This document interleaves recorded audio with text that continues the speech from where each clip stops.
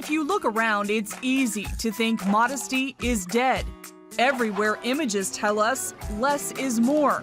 And the pressure for young girls to look sexy has never been more potent. I think the media promotes sexiness. They're wearing the 8-inch heels. It's very hard as a parent to try to raise your child in this society that we have right now with some rules and with some structure. I know that the reason why most girls dress like that is because they're trying to get attention for boys. We met Stephanie at an event in Virginia designed to show young girls modesty is hot. It all has to do with beauty, but beauty should really come from the inside out. And unfortunately, the generation that we're living in says the less you wear, the more hot and beautiful you are. But there's something really beautiful to mystery. Jam Goshen is the creator of Modest is Hottest. She's a worship leader who never dreamed she'd be preaching demureness. But just look around, she says, even in the church, and you'll see it's needed. I didn't come to know the Lord till I was much older. I was 21. I didn't grow up in youth groups or doing any of that. So when I became growing in Christ and knowing Jesus, I realized, wow, why are we dressing the same way I used to dress in the clubs? Instead of kind of throwing the rule book at him, it's sort of a way of explaining like it's out of love. You know, you love the Lord, he loves you.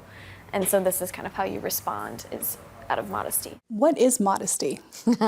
Modesty, you know, that's an interesting topic. If you look at the scriptures, modesty is self-control in how you present yourself externally so that people can see your heart.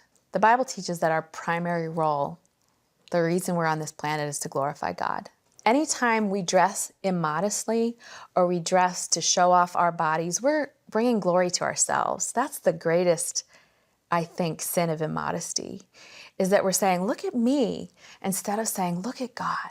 Gresh is one of the experts.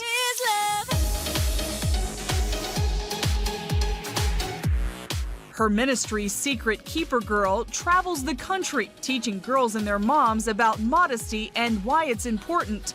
She's also written books about modesty and knows it can be controversial, even within the church. And the tough thing is, there aren't any exact rules, right? No. God didn't spell it out in black and white for us. Instead, he's asked us to search with our hearts. The Secret Keeper Girl and Modest is Hottest programs offer girls fashion tips to help them be modest while still showcasing their personal style. We're reading our Bibles and then we're going out looking like a hoochie mama, right? Research shows one of the top factors that puts a young person at risk for engaging in sex outside of marriage at a young age is appearing or dressing older, dressing immodestly. And it's increasingly easy to do. Companies now market adult products and garments to extremely young girls. Some of the products in the last few years that have been sold to 8, 9, 10, 11-year-old girls have been push-up bras, thong underwear called eye candy, and eyeliner and mascara. In the last 3 years, eyeliner and mascara sales for 10-year-olds has doubled. Why is there anything to double? So if you can reach girls between the ages of 8 and 12, 8 and 15, and teach them modesty, you really can change the trajectory of their lives. That's the point. Doing it before the age of 12 is critical to putting her on a pathway to purity. And what about boys and men? The Bible doesn't offer any modesty instructions for them. Gresh suggests it's because men are more vulnerable to the beauty of women than women are to the allure of men. Do women have a responsibility to help protect the eyes of men who tend to be more visual? The way that a man treats a woman is entirely his responsibility, period.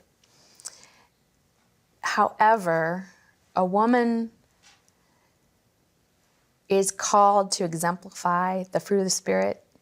One of the fruits of the Spirit is self-control. And I think we need to be able to exemplify that in the way that we dress and in the way that we present ourselves. Do men have a responsibility to be modest? Well, sure, men have a responsibility, and I wish we could get some dudes to start talking about that. Like, the Abercrombie guy is so naked. I think men have the same responsibility for us to be able to see their good works, for us to be able to see the inner qualities and strengths that God has put in them not their bodies. Gresh says if we all wake up every day focused on honoring and glorifying God, then we'll all dress appropriately. And Jem Goshen says if you're not sure, just ask your parents. It isn't in what the billboard says you need to look like. It isn't in being a size 2 or a size 10. It's in being who God made you to be. It's in accepting that you are fearfully and truly wonderfully made by Him, regardless of what society says. Jennifer Wishon, CBN News.